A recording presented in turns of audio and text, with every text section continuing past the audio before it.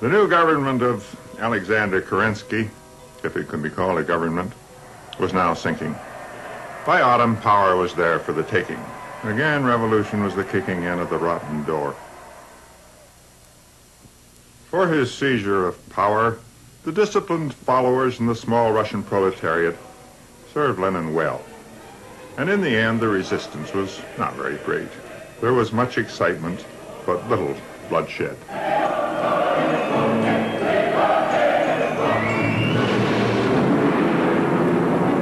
Успех революции зависит от 2 дней. Погибнуть всем, но не пропустить неприятеля.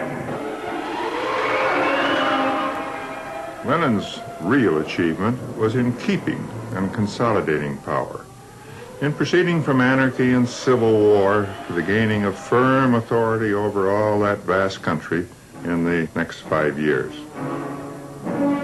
In these years he came to see and reflect on his greatest miscalculation. In capitalism, he had argued, and the rest would be a job for clerks if you prefer. Instead, socialist management showed itself bureaucratic, depressingly incompetent. Our apparatus is pretty bad, he conceded, adding that the first steam engine invented was bad too.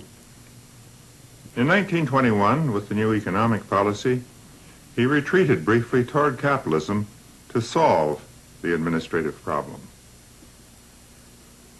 It remained for Stalin, with all his force and brutality, to complete the establishment of socialism.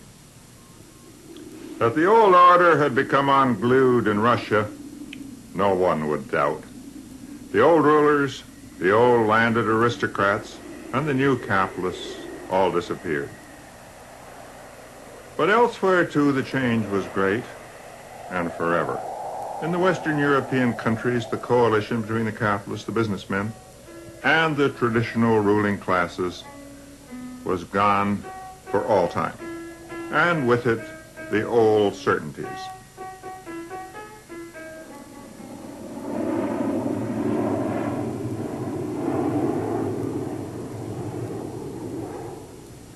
The new coalition was between businessmen, large and small, and the trade unions.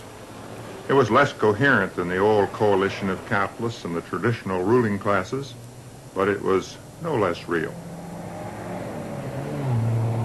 So now, the age of uncertainty.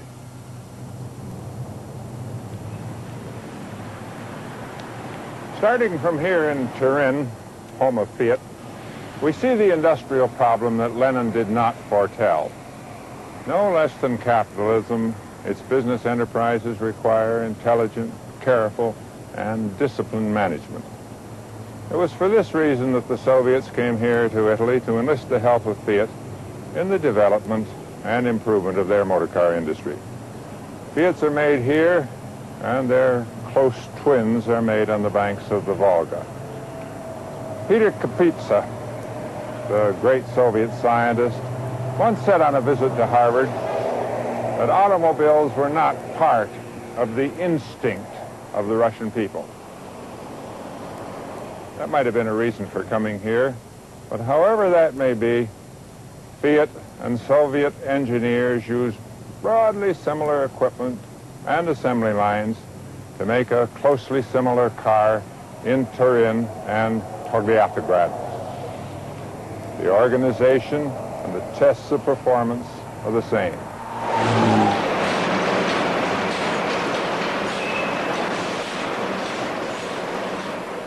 It is on the modern large business firm that both capitalism and communism now converge.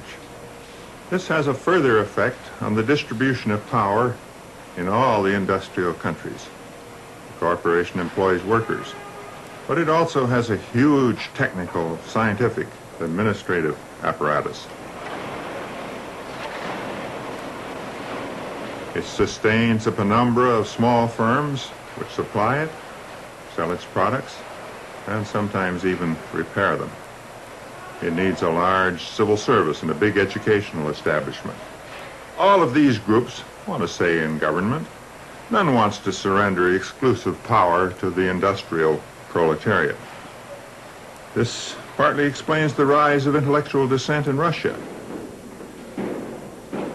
And it explains why Italian communists, breaking with Moscow, concede that they can no longer hope for a monopoly of power. Another problem for Lenin. But Lenin, as we've seen, was also a very practical politician. He would have perceived how power, since his time, has been diffused to new groups, and he would have seen the impossibility of its being seized and monopolized by any one. There might well have been another pamphlet. In any case, the dictatorship of the proletariat, like so much else, has now surrendered to the tyranny of circumstance.